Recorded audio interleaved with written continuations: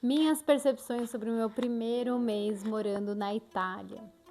Olá, meu nome é Odine Cardoso, aqui do canal Dicas pelo Mundo. Aqui nesse canal você encontra roteiros, dicas para a sua viagem, para que ela seja inesquecível e econômica.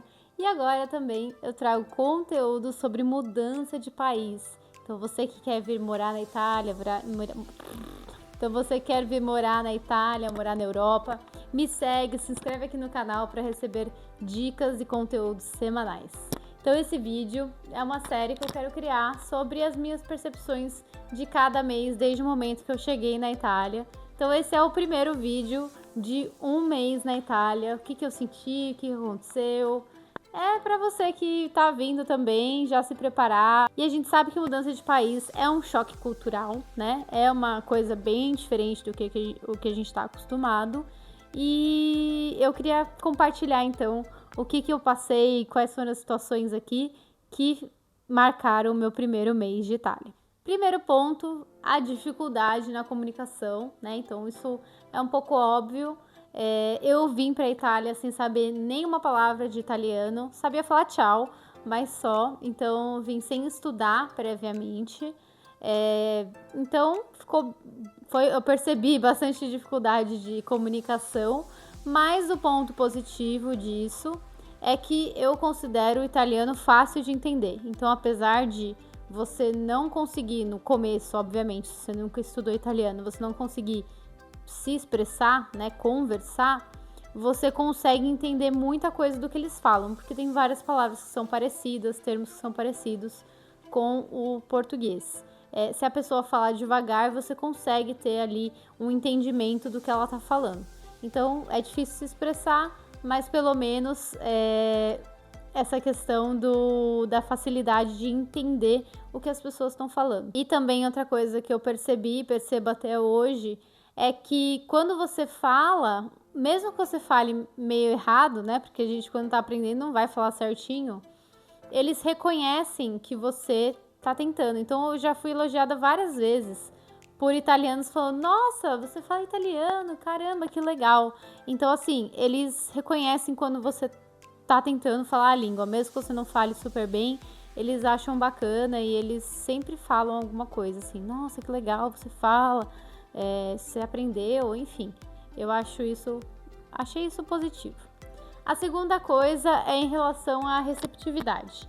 Eu esperava que eles fossem mais difíceis, porque a gente tem essa visão, pelo menos eu tinha essa visão de que os europeus são muito mais frios, são mais secos, não tem o calor do brasileiro, o acolhimento do brasileiro.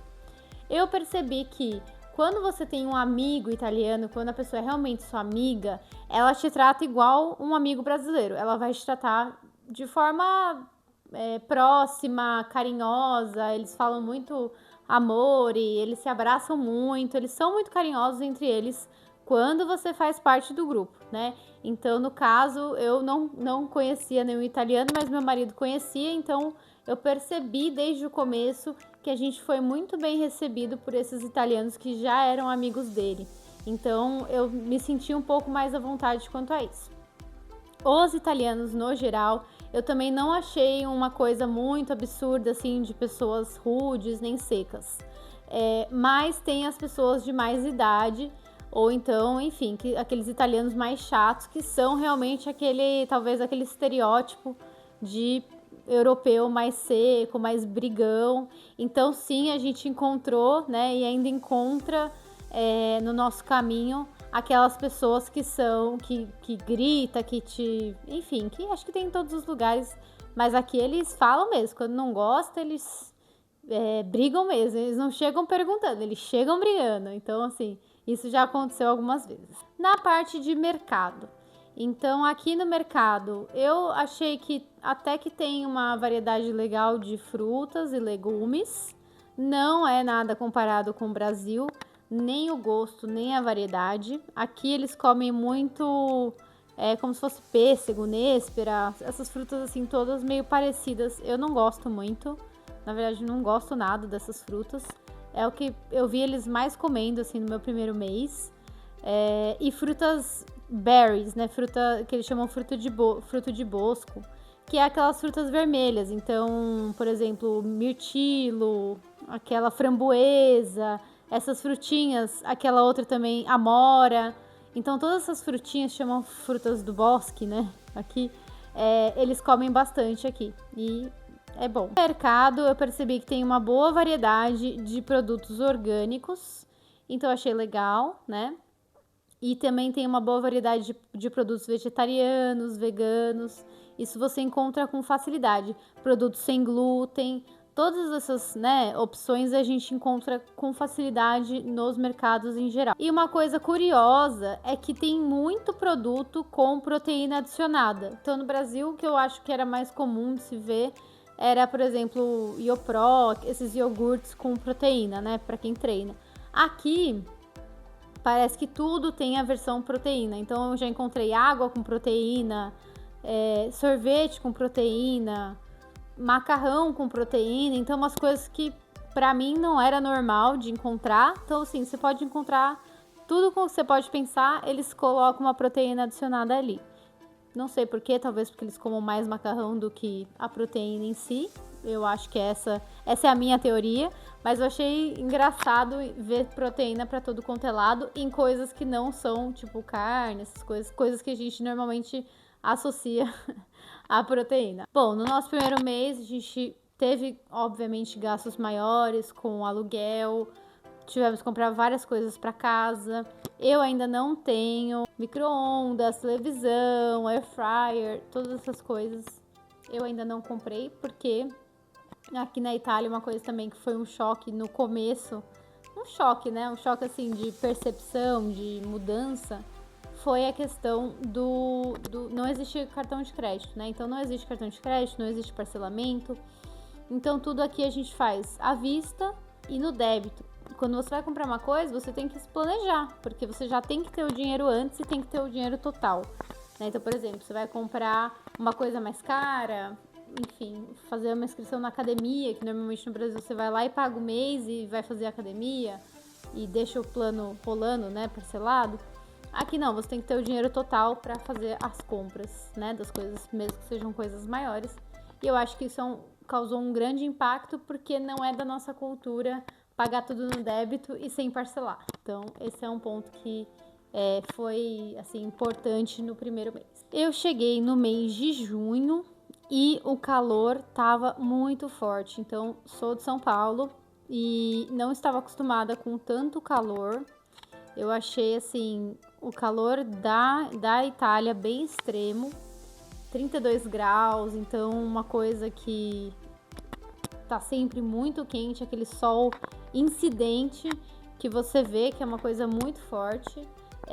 Eu não tinha costume de usar boné, eu passei a usar muito boné aqui para pegar menos sol no rosto e para, enfim, conseguir enxergar, né? Tipo, conseguir enxergar na rua, porque é um calor extremo mesmo, um calor bem forte. Então, o que eu percebi, e é verdade mesmo, é que as temperaturas aqui são mais extremas. O transporte público aqui na minha cidade, que é Torino, eu achei muito bom, né? Então foi uma percepção também logo do primeiro mês, porque aqui você consegue fazer tudo de ônibus, tem metrô também, mas o metrô eu não usei até agora nenhuma vez, porque o ônibus atende muito bem. Então tem várias linhas de ônibus, tem ônibus a cada poucos minutos.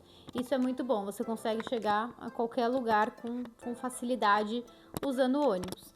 Aqui não tem catraca, então você chega, entra no ônibus e aí você tem que comprar, né, o cartãozinho de papel ou fazer o cartão mensal, ou então usar o próprio aplicativo do celular, mas você entra no ônibus e aí você tem que apertar para confirmar, né, que você entrou, para confirmar a sua compra, ou aproximar lá no lugar onde paga dentro do ônibus, mas não tem catraca. Não tem catraca, mas tem fiscalização, né? Então tem uns carinhas que andam de azul e tá escrito GTT, né, que são os guardinhas, e aí eles entram nos ônibus sem aviso, sem você saber em que momento eles vão entrar e, né, enfim. E aí eles conferem o pagamento de todo mundo, né? Todo mundo que fez o pagamento. Se você é pego sem pagar, a multa é muito cara. Então, assim, disseram pra mim que varia entre 30 euros e 100 euros. É uma coisa, assim, uma variação bem alta. E depende se ele for com a sua cara ou não, o que você falar ali na hora, né? Mas então é uma coisa séria, porque se eles te pegarem, você vai pagar um valor absurdo. Então compensa mais você comprar o ticket e você tem que já validar quando você entra no ônibus. Tem essa regra, né? Você tem que validar antes de chegar no próximo ponto para você não ter nenhum tipo de problema nesse sentido. Uma coisa que eu achei muito boa é que cachorro aqui entra em praticamente tudo. Os italianos, eles gostam muito de cachorro. Na rua tentam toda hora passar a mão no meu cachorro. Então, assim, meu cachorro já era querido no Brasil, todo mundo queria passar a mão nele, mas aqui parece que as pessoas gostam mesmo, assim, os italianos no geral, parece que eles gostam bastante de cachorro e por isso eles são aceitos em praticamente todo lugar.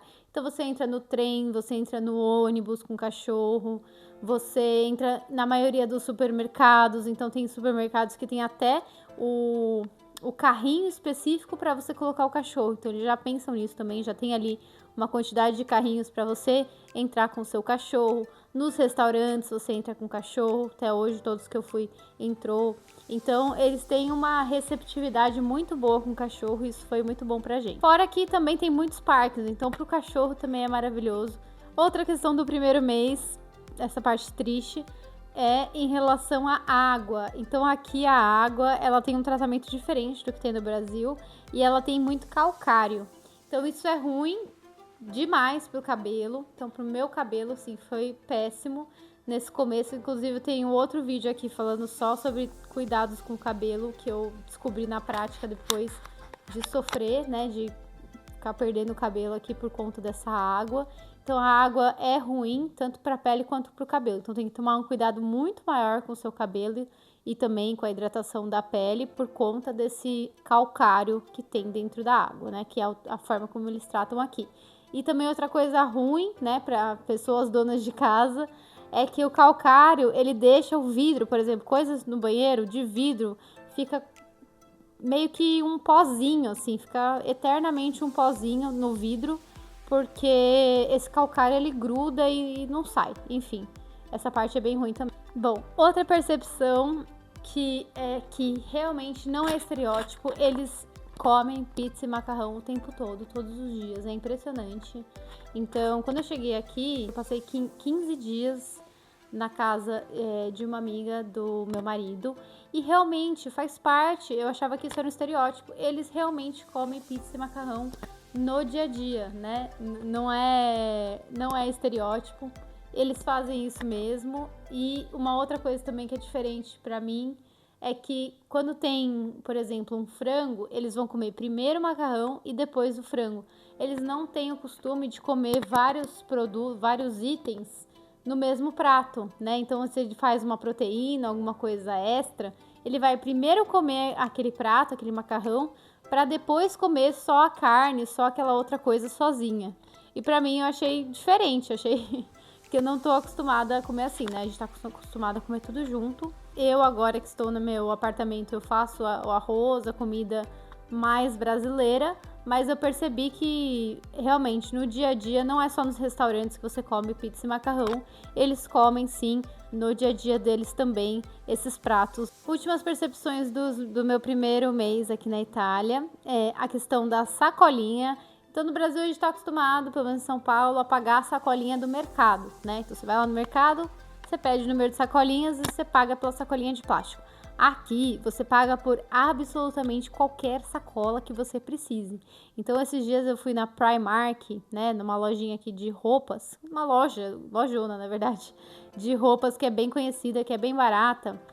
E aí eu tive que escolher entre pagar pela sacola, né? Então as opções eram ou você paga pela sacola, ou você sai com todas as roupas na mão, mesmo que você tenha uma sacola, se você tenha trazido uma sacola, você não pode colocar nela. Você tem que sair da loja com todas as roupas que você comprou na mão e a nota fiscal. Aí depois que você saiu da loja, né, passou por essa humilhação, aí você pode colocar na sua sacola. Eu agora adotei esse hábito porque realmente qualquer loja, não é só o mercado, qualquer lugar que você vai comprar alguma coisa, você precisa pagar pela sacola. E às vezes é 10 centavos, legal. Mas tem vezes que é 1 euro, 2 euros. Por exemplo, a da Primark tem sacolas de mais de 1 euro. Então, eu tenho essa mania, né? Adotei esse hábito de sempre levar minha sacola, porque eu sei que se eu for comprar alguma coisinha, eu vou ter que, né, ou colocar na minha mochila, ou na minha própria sacola, ou comprar outra sacola. E saiba que, se você for na Primark, eu fui, no caso, com a minha sacola e eu tive que andar até a entrada com as roupas na mão e o boletim não, a nota fiscal, para depois poder colocar dentro dela. Então é o hábito aqui deles de tudo tem que pagar. E a minha última percepção, para fechar esse vídeo de primeiro mês, é em relação aos horários de funcionamento. Então aqui não tem uma regra de horário de abertura e fechamento dos estabelecimentos, das lojas, dos comércios, de tudo. Cada um faz o seu horário, é um negócio muito doido, assim. Cada um quer fazer o horário que quer e você vai saber qual que é o horário daquele estabelecimento porque eles vão colocar na porta. Eu acho que isso não é muito comum no Brasil, você olhar na porta da, sei lá, da sorveteria, da biblioteca, de qualquer lugar que você queira ir, tem lá os horários de segunda a domingo, de acordo com aquele estabelecimento, porque cada um vai fazer o seu horário. Então tem isso, cada um inventa o horário que quer e aí deixa ali na porta para você descobrir. E o segundo ponto é que todos eles fazem pausa pranzo, praticamente todos, que é a parada pro almoço, né? Então, se você vai no lugar, você precisa saber se está aberto, porque eles ficam abertos de manhã, aí eles fecham para almoçar, 2 horinhas para fechado para almoçar. Aí depois à tarde eles abrem de novo. Então tem vários lugares que fazem essa pausa pranzo, que é a pausa pro almoço. E não é uma pausinha de 30 minutinhos, é uma pausa de 2 horas mais ou menos. Então tem que ficar de olho também, porque às vezes você quer ir numa loja, por exemplo. Eu fui, acho que foi colchão. Foi a loja de sofá. Loja de sofá também. Loja de sofá fecha pro horário do almoço. E você tem que esperar, e no caso acho que abria de novo 3h30 da tarde, da 1h30 às 3h30 ficou fechado, aí das 3h30 acho que eles vão até às 7h. Então eles ficam abertos até um pouco mais tarde, mas eles fazem uma boa pausa do almoço. Então eu espero que vocês tenham gostado, eu vou trazer outros vídeos aqui sobre Itália, sobre morar fora, sobre viajar pela Europa. Se você gostou desse vídeo, deixe seu like, e se você acabou de chegar aqui no canal, se inscreve para ver os próximos conteúdos. Tchau, tchau, até o próximo vídeo.